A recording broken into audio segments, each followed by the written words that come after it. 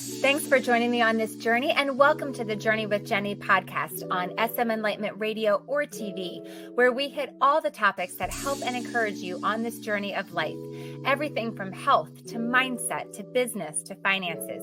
Anything that helps you and makes your life better, we cover it all.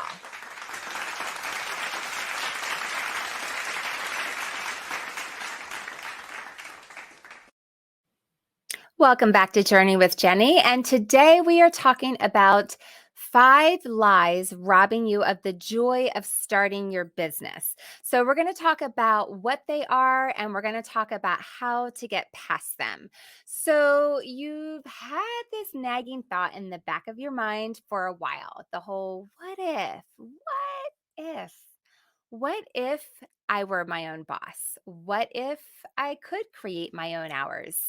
What if I could create my own schedule? What if I could call the shots? What if I ran this joint? What if I really got paid what I was worth? What if I could just take off in the middle of the weekend, go skiing or snorkeling or for a run or for a bike ride, basically be in charge of my own schedule? What would that life be like?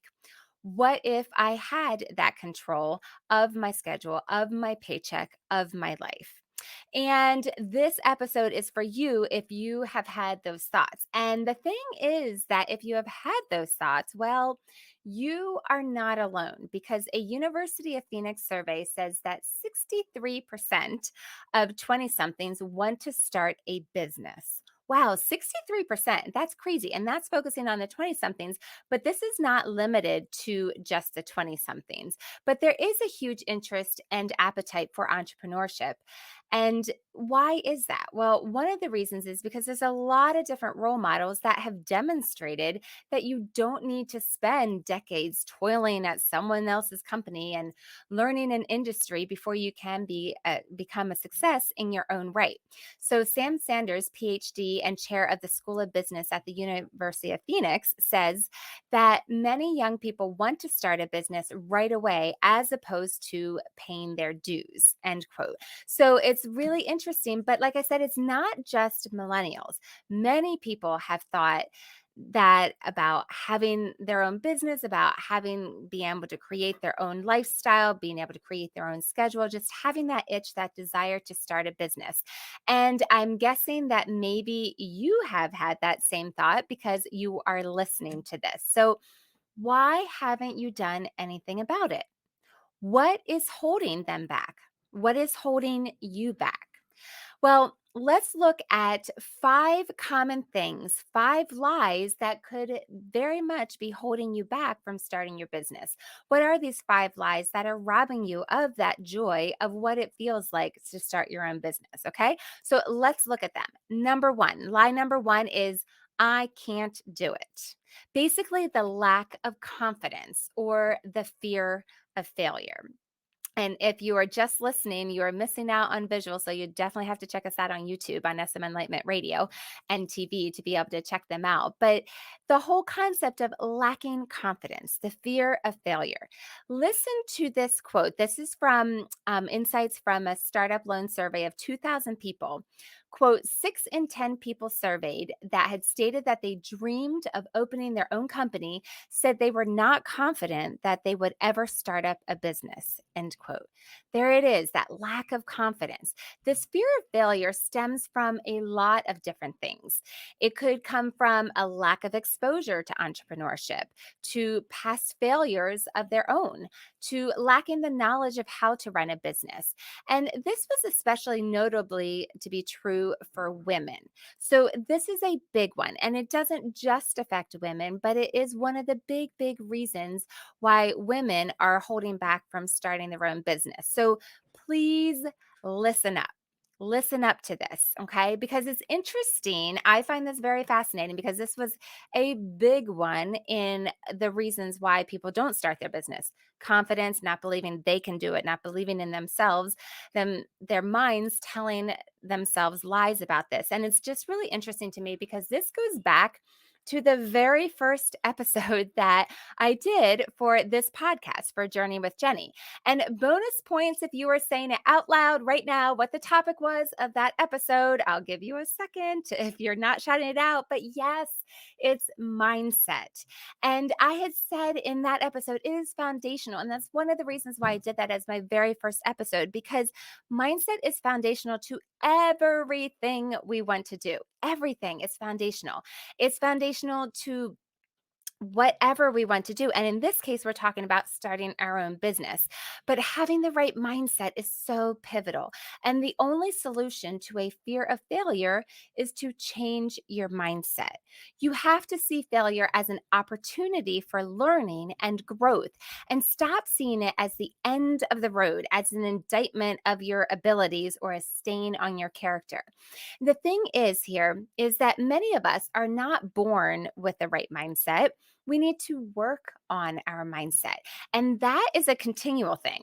It's a daily thing. It's a moment by moment thing sometimes. It's just like really working on bringing that mindset back to where you need to be to focus forward and do the things that you need to do.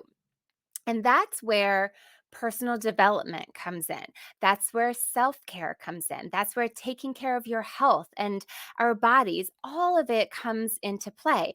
Which, side note, is why I love what I do, because helping people have healthy bodies lends them to having healthy minds, which lends them to being able to do and complete the things that fuel them, that they are passionate about, that they are driven to do. And so that's why I love doing what I do, helping support people and their health so that they can go out into the world and do what they love and make a difference for other people. So going back to mindset, though, first things that you need to do, go back and listen to episode number 1 if you missed that. If you haven't listened to that already, go and do that. Okay. So, those of you who have already listened to that, you are still with me. And for those of you that have just gone back and listened to it and come back with me, welcome back. So, then the second thing to do is go and read, get the book, read or listen to it. Dr. Shad Helmstetter's book, What to Say When You Talk to Yourself. I talked a lot about that in that first episode, so that should sound very familiar to you. Okay. Next thing is say daily affirmations. That is what that book is all about. And it's about what you say when you talk to yourself. It's in the title. It's pretty obvious.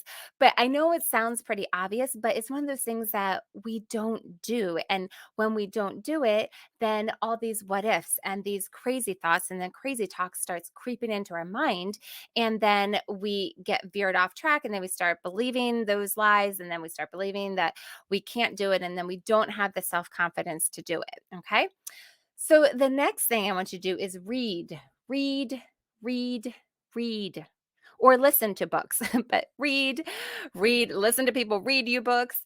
So, what should we read? Well, read short excerpts of successful entrepreneurs. You can pick anyone and just read short little blurbs. And I'm sure there's a ton of websites that you could go to and find one if you don't have those handy. I know in my business, we have little short excerpts of people that have been successful in our business. And it's a very good thing to read. Read first thing in the morning, read when you're going to bed, read at lunchtime. Just always be continually feeding your mind with these things. Also, read books that support your mindset, that teach entrepreneurship and the keys of having an entrepreneur mind. So some ideas for books to start with might be, besides What to Say When You Talk to Yourself, Crash the Chatterbox, 3 Feet from Gold, The Ant and the Elephant. That's another one that I talked about in the first episode. The Entrepreneur Mind, 100 Essential Beliefs, Characteristics, and Habits of Successful Entrepreneurs. So those are a few to get you started. If you need more, you can definitely reach out to me and let me know ask me about some other ones, but that's a good place to get started. And I want to share this article from Forbes online, written by Donna M. DeCarolis, who is a PhD, who is the founding dean of the Charles D. Close School of Entrepreneurship at Drexel University. And I'm going to read it. It's a long quote. I'm going to actually read her article because it's really, really good. It speaks to this mindset, and it speaks to the difference of the mindset that we need to have as entrepreneurs. So this is what Donna Carolis says, quote, "My bet is that if you ask anyone on the street to describe the term entrepreneur, they will tell you that it is someone who starts a business. If you ask them to describe some characteristics of an entrepreneur, they will throw out terms like visionary, leader, and possibly hero. They would describe an entrepreneur as a risk taker, aggressive, influential, creative, opportunistic, someone with a big personality. This depiction is only partially correct. All of us are entrepreneurs. We are born with the innate ability to survive, and survival involves innovative thinking. Think about your life. Think about the times you needed to make a decision, a choice that involved doing something innovative, something you were not accustomed to doing, so that you could move on or adapt to a challenging situation. In our normal course of daily living, we are faced with choices. She goes on to say, granted, some of these choices are more significant than others. And these are the choices that I am addressing, the choices that are out of the norm, the situations that afford us a real opportunity to change our lifestyle, our life, and adapt or destroy our normal way of approaching whatever life throws at us. When we choose to embark on a path not chartered, we are engaging in a small act of entrepreneurship. Being entrepreneurial is essentially about thinking and doing something that we have not done before in order to achieve a desirable goal or outcome. It is about assessing a situation, designing alternatives, and choosing a new way, or perhaps a combination of ways that we hope will lead us to something better. However, we happen to define better at that moment. Hopefully, we make our choices in the context of maximizing our happiness without harming others, the ethics that underlie all of our choices. She goes on to say, we are selling ourselves short if we do not define ourselves as entrepreneurs. If we choose to accept that entrepreneurs are the other people who take a chance, who think and act differently when challenges arise, I bet that throughout the course of the year, you make entrepreneurial choices. It may not be manifested as developing the latest app, the coolest new service, the next great business model. My bet is that your small act of entrepreneurship is manifested as the choice you make to alter your life, to go through the pain of detaching yourself from what you usually do and attempt a new course of action, the pain of choosing to be resilient in the face of adversity, the gut wisdom of taking a risk because you know that you just can't do more of the same. Maybe it is starting a company. Maybe it is presenting a new idea to your boss. Maybe it is choosing to pursue a degree. Maybe it is physically moving to another location. The choices are endless and we face them throughout our lives. When we think innovatively and act on that innovation, we are entrepreneurs. End quote. So, what I just shared with you was all the article that is on Forbes online, written by Donna M. DeCarolis, PhD, who is the founding dean of the School of Entrepreneurship at Drexel University. So, all credit goes to her for what I just read to you. But I thought that was really powerful because I wanted to share that with you because it speaks to the mindset that you need to have as an entrepreneur, and understanding that we have that innate in us already. So to say, oh, I can't do that, or that's for other people, or I'm not able to do that, is selling yourself short. So I hope that reframes the mindset and helps in the area of confidence and fear of failure. Think about all of the things you have already done, the decisions you have already made. Did you fear its outcome, or did you go into it confidently? So I specifically think of college. So for those of you who went to college, did you go in with the fear and trepidation and worried that would it really produce a job for you? Worried if that you would even have the skills necessary for the workforce? No, chances are probably not. You probably weren't worried about that because it was a given. It was just kind of the next thing that you did. You went to college and you got your degree and just assumed that there would be a job there. And I know things are a lot different right now, which is part of the reason why we're talking about entrepreneurship. But the basic thought was it wasn't a big risk per se, right? And there was that expectation. It was kind of a cultural norm. And so the thing is just to reframe our mindset because entrepreneurship is not in the path of expectation. It's not in the path of normalcy. And that therefore it gives rise to fear and uncertainty because, ooh, this is something different. This isn't something that everybody goes and does. So just think about your mindset as approaching college or pick any other decision in your life and compare that to your thought about going into entrepreneurship and starting your own business and see what comes up and kind of walk through the fears and the thoughts that you have about that. Now, I'm not saying that there isn't risk and there isn't valid reason for fear when going into entrepreneurship, and therefore it does require careful planning, and there is risk involved. Absolutely. What I'm just saying is take a step back and look. Look at your life. Look at when there was no fear in decisions that you made and such confidence. And look at when there was fear in the decisions you made and compare that to your thoughts about entrepreneurship and just evaluate it and see where that lands you. Okay. So that is all in number one, the lie that I can't do it because of lack of confidence and fear of failure. All right. So that's lie number one. All right. We're going to move on to lie number two. Lie number two is I don't know enough. So this fits I love that meme. So you are definitely missing out if you're not watching. So I don't know enough. The lack of knowledge and resources and not having that business know-how. All right. So this is a great one and it makes total sense. It's understandable because it's something you've never done before, right? But here's the thing. I want to challenge you on this. Stop and think about your current job that you have. Think about what you do day in and day out on your job and what you've done over the past year in your job. Now, tell me, how much of that activity that you do on a daily basis that you've done in the past year were you trained to do in college? How much did you actually know before you were hired? Chances are you had basic skills, but learned the majority of it on the job. Maybe you didn't even have the basic skills. Who knows? Because I know one of the common phrases that when it comes to companies and when they're hiring people and they're looking for coachable people that are capable of learning. So they're not even always necessarily looking for the skills that they're like, well, we can teach that as long as they're coachable. And that's the way a lot of businesses approach the people that they're looking at. They're looking for hard workers and people that are willing to put in the time and are able to learn new things. So think about what you have already accomplished and what you do in your job. And so yes, there are certainly exceptions to this, but my point is that you and many other employees have learned a lot on the job. Would you agree with me there?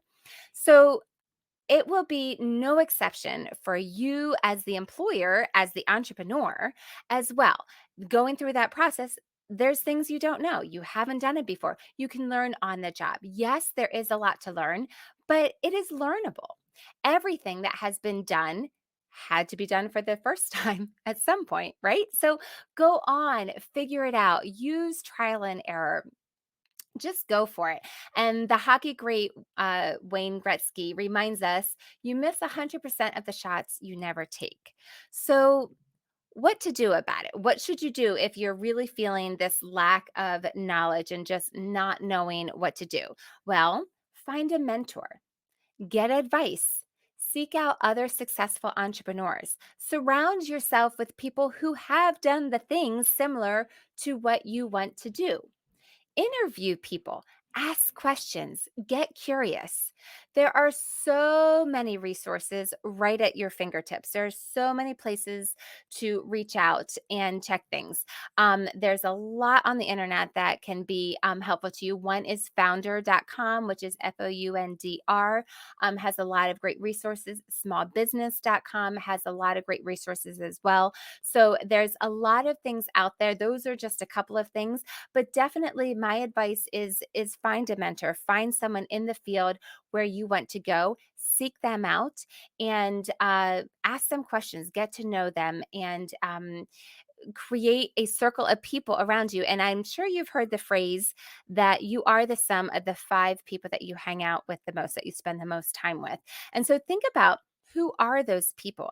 And if those aren't people that are in the area where you want to be, that are successful in the area of business that you want to create a business in, well, then make changes. Find people in those circles and befriend them, get to know them, and that will give you great insight and great understanding of what it takes and what you need to know in order to be successful in business. So, that is the second one. The second lie that we have going around our head is that I don't know enough, just having the lack of knowledge and the business know how. You can learn it, you can figure it out. Okay. So, those are the first two that we've covered here in the first segment. And when we come back from the short break, we are going to go into reasons 3 through 5 about what these lies are that are robbing you of the joys of having your own business. So, I am Jennie Hardy on the Journey with Jennie podcast and SM Enlightenment Radio and TV, and we will be right back.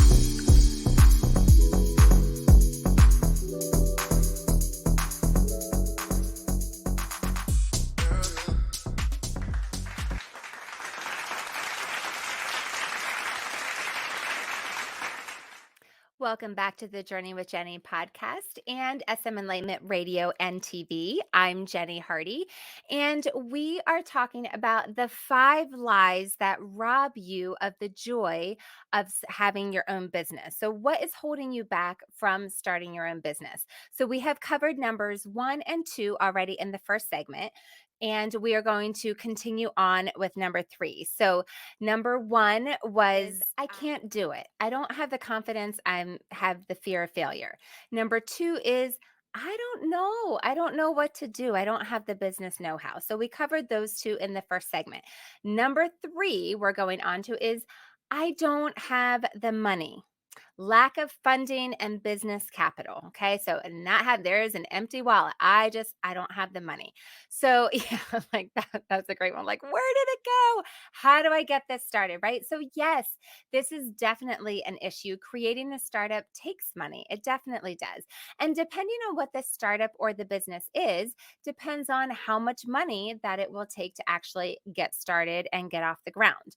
So look around at the options and see what opportunities are out there for you. Some cost more than others, but yes, it takes an investment to create business and to make money. So Serenity Gibbons tells us in Forbes.com that, quote, launching a business takes money and most people don't have ample cash to throw at a startup. There are several options here. First off, you could begin saving now for the funds to establish your business.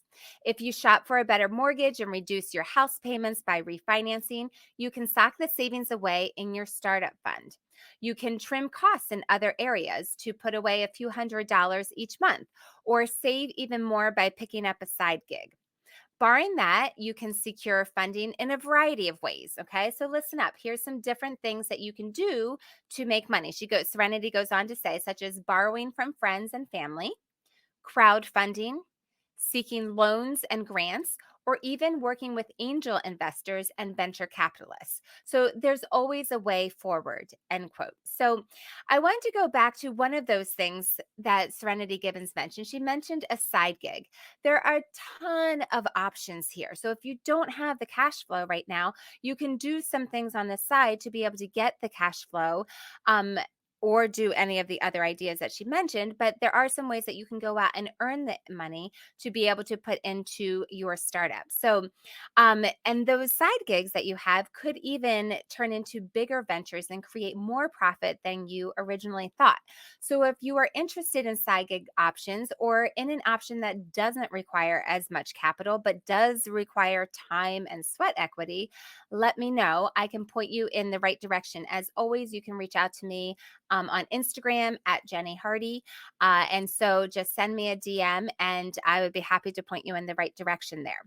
All right, so that is number three. I don't have money. There's a lot of options, there's a lot of different ways. So don't let that be one of the things that holds you back from having the amazing experience and the joy of actually having your own business. All right, number four is I don't have the time or the effort. You're not willing to put in the effort. Okay. So, time and effort. So, big things here. And again, it comes down to your commitment to this. Okay. So, the reality is that most startups fail because they just give up. Not because they run out of capital. So, we were just talking about capital, right? So, there's ways that you can get the capital. So, the thing is that the majority of people just give up. And this makes me think of the story, the book 3 Feet from Gold. And so, if you're not familiar with that story, I highly recommend to go back and get all the details of it. But basically, the short and the very, very short version is, and I mentioned this book earlier in the first segment, but basically, someone was going and digging for gold and was digging, digging, digging, digging, digging, finally gave up and said, this isn't worth it, sold all the equipment. The person that they sold the equipment to came in, just moved over a little bit and found 3 feet from where they had stopped digging, they found the gold. So it was just a matter of giving up. And so that is a perfect picture of so many things that we do in our lives, not just in business, but our focus here is on starting a business. And so the reality is, like I said, most startups fail because they just give up. So don't be one of those people.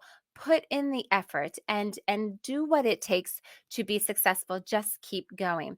It definitely takes a lot of effort, and you do need to be committed to your goal, keeping your eye on the end result, the reason behind what you do.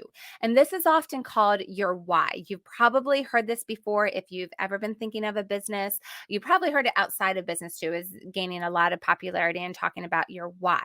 But this is so critical when it comes to creating a business because why are you doing this? If you don't take the time to really sit down and process through this, you need to. So, why are you doing this?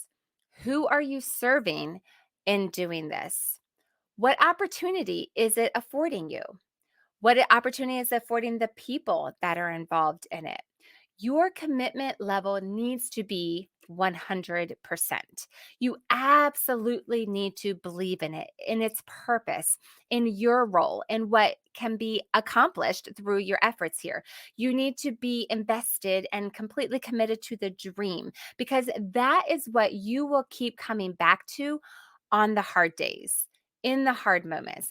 In other words, all the time, because it's not easy. If it were easy, everyone would be doing it, right? And the reality is that most people lack commitment. It's just a fact. And so you have to be willing to do it until you know it's going to get hard. You know it's not going to be easy. And that's why having your focus, understanding what your why is, and putting it all around. I'm sure you've heard of sticky notes, right? And putting sticky notes on your mirror and putting pictures of your end goal all over your house and really keeping that dream in the forefront, because when you're doing all the ticky tacky and all the stuff that you don't really want to be doing, that you have to understand this is getting me to that goal. And so keeping that in the forefront and understanding that helps you keep your commitment and helps you put in the effort and helps you keep going and to not give up.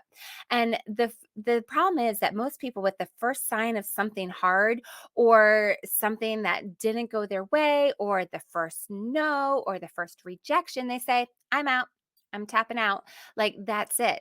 And commitment is hard to find these days. It is rare. So let me ask you this. Are you committed? Are you willing to put the work in until?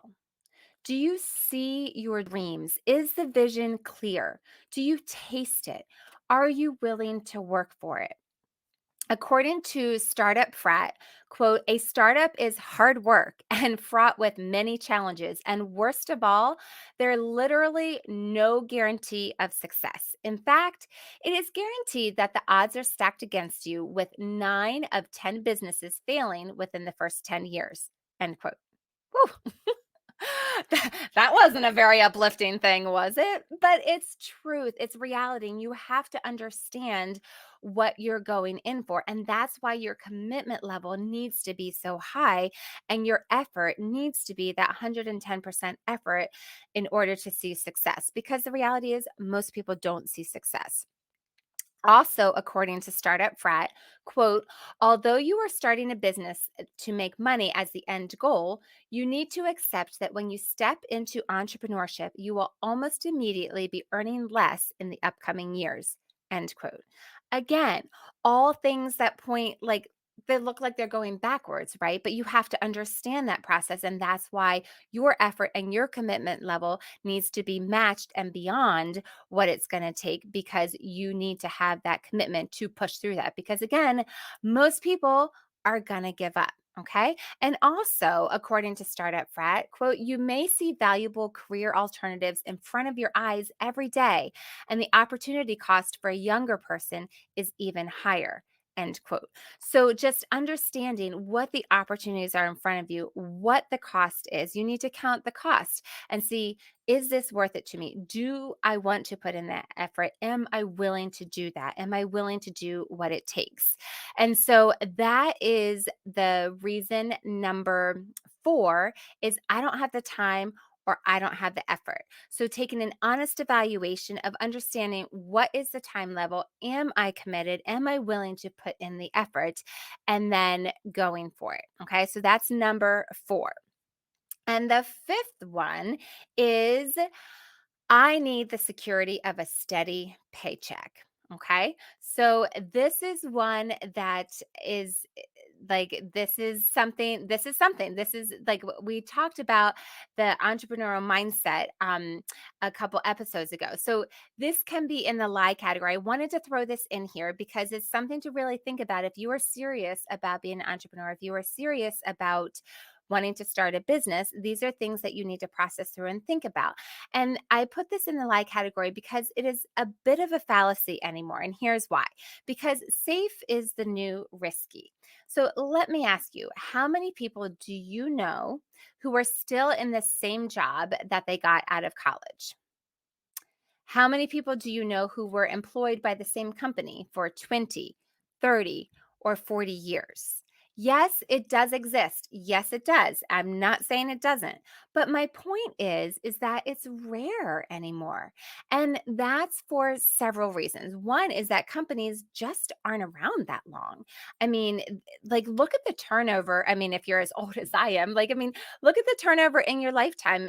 I don't even think you have to be as old as I am to think about the companies that were here 10 years ago, that were around 10 years ago, that are not here anymore. And so just understanding that just there fewer and fewer companies are just staying around for the long haul. Yes, they exist. Yes, they are there. Yes, they have some employees that have been there that whole time with them, but it's not the common story. And another is that the companies don't keep their employees that long. They're finding it costs more to have the employees that have all that experience and all that time. And so there are so many things that are shifting in the marketplace. So counting on one company for 40 years is just no longer the status quo. It's no longer the standard, the gold standard of expectation, and of reality. And so that's why I say, like, yes, it is a mindset thing, but it's also looking at the reality of what is happening in our world. And the it might just be a fallacy, a lie that you're telling yourself of wanting that, but there's no guarantee that that is actually going to be there for you. And like I said, this mindset is definitely a difference in entrepreneurship.